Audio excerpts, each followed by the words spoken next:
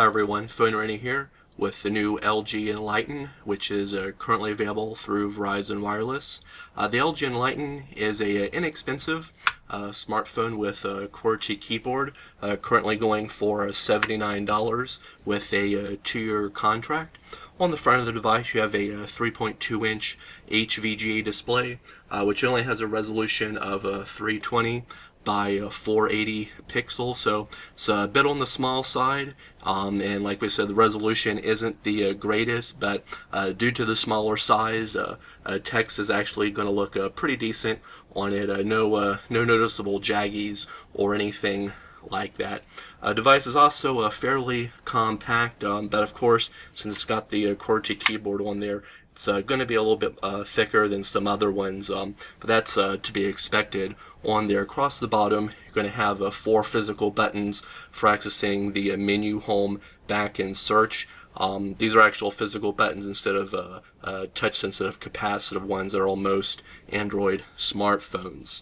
Also on the back is a 3.2 megapixel camera. There's no flash on that, so got to take pictures during daylight hours on that. When flipping the phone open, you're going to have a standard 4-row QWERTY keyboard. One of the things that we like about it is that the numbers actually get their own dedicated row up there at the top.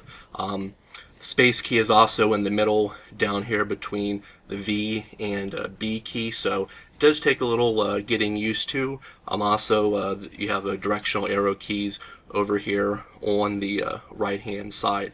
Using the keyboard isn't that bad for short, quick messages, but as you can see, there's not a lot of space between the keys, so when you're typing you can see your thumbs can cover up 5 or 6 keys at a time, so you really got to pay attention while typing on it. But overall it's not that bad considering the limited amount of space on there. Also is spring loaded, so you don't have to really press real hard on there. And also, as you can tell, when it's closed you have your menus in portrait mode, and when it's open it automatically changes to landscape mode.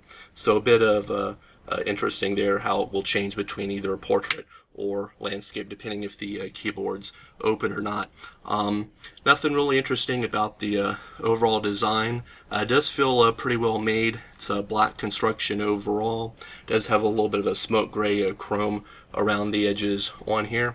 As you can see, it fits relatively compact in the hand. It's not going to be nearly as large as a Motorola Droid 3, but then again it's not nearly the price. It's less than half the price, so overall it's not that bad considering the price of the device.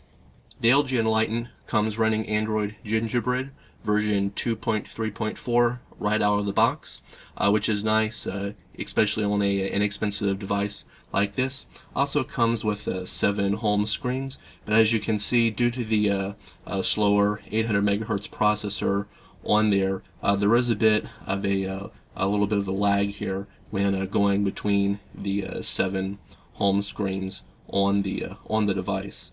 Also, as far as the widgets are concerned, has a couple standard ones, not a large selection on here, but it's pretty basic. Still nice to have on a inexpensive phone. I also have your 4 static icons down here at the bottom for going to the phone, contact, messaging, and apps. When going into the App Store, it's going to be divided up into these different sections. You got communications, news and search, media, tools, applications, and downloads down here at the bottom. Each one categorized and alphabetical within that, which does kind of make it a little bit tricky to find some apps, because you got to kind of think, well, is this one going to be more of a tools or more of a news and search? So one way you can do this is actually list, which is going to show all of them in alphabetical order, which is a little bit nicer in our opinion. The call quality on both ends of a phone conversation was pretty good. There wasn't any background noise or interference, though we did notice that we had to keep the volume on our end around medium, as going up all the way to the highest level did cause a little bit of a rattling distortion in the earpiece speaker.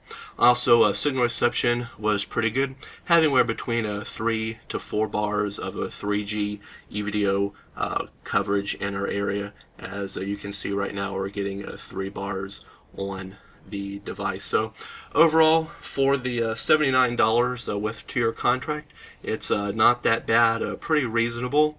We would have preferred a little bit larger display, maybe a WVGA resolution instead of a HVGA, but we can understand that some things had to be cut to keep the price down. Also, always nice to have a actual physical QWERTY keyboard on the phone, and of course it comes with the Android Gingerbread on there, and the Optimus LG user interface on there.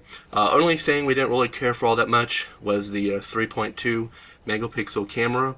Again, not that bad for a device under $100, but still, when looking at the competition with 5 and 8 megapixel cameras, doesn't really do all that great of a job.